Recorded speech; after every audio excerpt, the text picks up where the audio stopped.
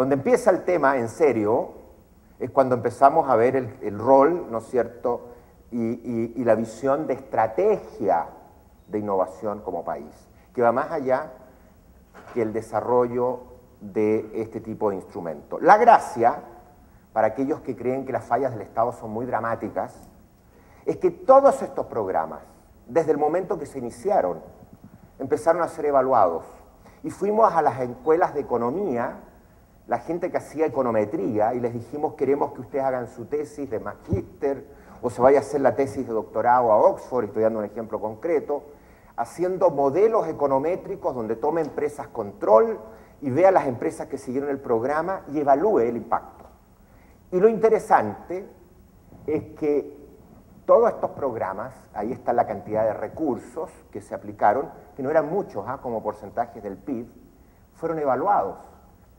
Y los resultados de la evaluación en general son bastante espectaculares. Es decir, en relación, si un grupo de empresas participó de un programa de fomento asociativo de Corfo y la comparo su desarrollo con otras iguales, en el sentido que están en el mismo sector, tienen el mismo tamaño, las mismas características, y las comparo, encontramos impactos diferenciales estadísticamente absolutamente significativos y que son atribuidos a través de test de causalidad a la política pública. Y tenemos que, en general, la conclusión es que los programas horizontales orientados por demanda fueron efectivos y eficientes de pequeña escala, y en ese sentido tuvieron un impacto limitado, fueron un porcentaje muy pequeñito, porque el énfasis de todos estos años ha estado muy fuerte en las políticas sociales y mucho menos en estos temas de innovación. Entonces, ¿y cuáles han sido los más positivos? Los programas orientados a la asociatividad de Corfo, de ProChile, los subsidios tipo Fontec a la demanda por innovación y las garantías financieras, con enormes impactos. Piensen ustedes que empresas que participan de garantías financieras tienen una mayor utilización o stock de deuda en un 40% que aquellas que no participan. Y eso orientado a financiar inversión en la mayoría de los casos. Entonces, y hay un efecto en las ventas de un 13% mayor crecimiento en las ventas diferencial respecto a las empresas control. Son impactos muy importantes. El más significativo es el de los programas de colaboración. El aumento de las ventas del orden del 23%, de los salarios del 16%. Mire la rentabilidad fiscal de estos programas en términos de generación de IVA, de impuestos, de 4-1, de 9-1 en términos de los recursos invertidos. O sea, muy interesante. El Estado puede armar políticas de promoción de la innovación sin ser capturado, hacerlo en forma transparente y generar adicionalidad significativa y un impacto notable. Ha sido de pequeña escala, sin duda, pero ha generado un impacto importante e interesante. ¿Cuál es la gracia? Porque hay una cultura de evaluación de impacto, promovida desde el Ministerio de Hacienda, sin duda. El Ministerio de Hacienda hace varios años, dentro de la política de modernización del Estado, tú tuviste, Claudio, que ver con esa política, evaluación. ¿Por qué? Porque los programas que resultan en un país, hay un elemento idiosincrático, no necesariamente resultan en otro, y uno puede y tiene que ir cerrando y abriendo, y a lo mejor cierra demasiado pocos en relación a lo que debería. Pero estos programas han funcionado bien. Ahora, cuando se crea el Consejo de Innovación, le pedimos a la OECD, que tiene en el área de políticas públicas, especialmente de competencia, de innovación y otras, una muy buena práctica, que evalúe nuestra estrategia de innovación y que evalúe el estado del país en materia de innovación. Y las conclusiones están acá. Esto es un resumen de las conclusiones. Y lo que concluyen ellos en realidad no es demasiado alentador. Y señalan que Chile no está diversificando su matriz exportadora a la velocidad que lo hizo en otros periodos, y que hay un potencial sin duda de mejoramiento de la productividad a través de la innovación en gestión, en tecnología, modelos de negocio, innovación de productos y procesos, un potencial significativo de crecimiento, que hay excesiva centralización del capital y del talento, y por lo tanto, como los recursos naturales muchos están en las regiones, no se generan dinámicas de innovación lo suficientemente importantes por esa centralización del talento, que curiosamente la bondad de los recursos naturales ha generado, y a veces la falta de competencia en algunos mercados, una cierta cultura rentista a nivel empresarial.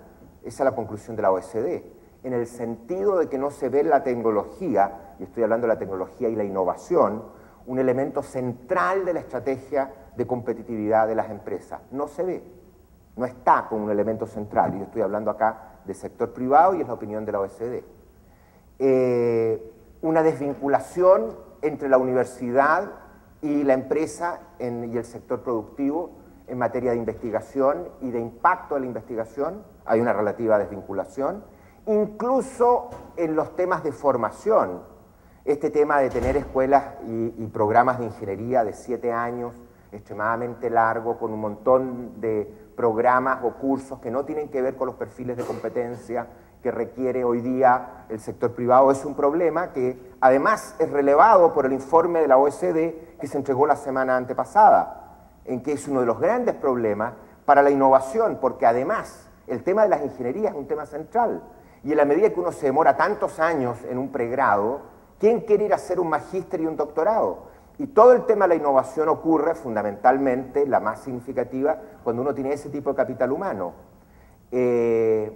Insuficiente formación de clúster y cooperación en innovación, fragmentación, la neutralidad a toda costa, por ejemplo, la asignación de recursos para ciencia.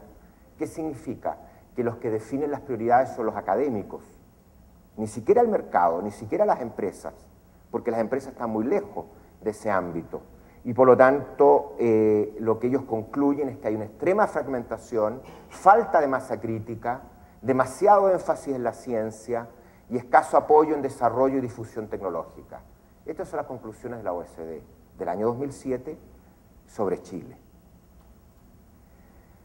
Entonces, a partir de este trabajo, más el trabajo del Consejo de Innovación, que se constituye con la presidencia de Edgardo Benninger el año 2005, en que participan destacados empresarios, académicos. Bruno Filippi ha sido uno de los que ha estado desde el principio metido en estos temas, y algunos otros empresarios. Se genera un intento de tener una visión compartida de estrategia. En primer lugar, llegamos a la siguiente conclusión. Más de lo mismo no es suficiente para poder dar el salto al desarrollo. La verdad es que si nosotros miramos desde el año 98 en adelante, la productividad total de factores, no del factor trabajo, total de factores, crece menos del 1%. Los países de ingreso medio que aspiran a llegar al desarrollo tienen que al menos tener un crecimiento de la productividad total de factores del 2%, como mínimo, como mínimo. Si no, olvidémonos, si no estamos hablando de 40 años más, 35 años más. En consecuencia, aquí hay un tema fundamental, que hubo un periodo de oro en que la productividad total de factores crecía al 2,5, al 3, y pasamos a otro periodo, y ya no son los factores cíclicos los que están explicando, porque los macroeconomistas durante varios años nos decían, no, es que la productividad es procíclica. Entonces, no, ya no, hemos pasado un periodo de boom de los commodities y seguimos con crecimiento de la productividad extremadamente baja. Entonces aquí tenemos un fenómeno, y la verdad es, y el Consejo se pone una meta muy clara, dice, mire, queremos duplicar el ingreso per cápita en 15 años para poder llegar a ser un país desarrollado, y eso significa que tenemos que crecer al 4%, por sobre el 4% per cápita al año. Y eso en relación a un nivel del 2,5 al 3% en que estamos hoy día. Es decir, tenemos una brecha que con más de lo mismo no se resuelve. Entonces aquí entramos en una pelea y una discusión que es un poquito más ideológica, desafortunadamente, donde algunos dicen, no, pues si el único problema es la inflexibilidad laboral. Y si usted resuelve el tema de la flexibilidad laboral e invierte en capital humano, el tema está resuelto. Entonces hay una visión, y yo he tenido muchas discusiones, incluso con destacados economistas de esta casa, como Cristian Larroulet, donde la visión es flexibilidad laboral, inversión en capital humano, modernización del Estado en términos de eliminar las grasas, y con eso tenemos otro impulso de productividad y vamos a poder volver a crecer al 5 o 6%.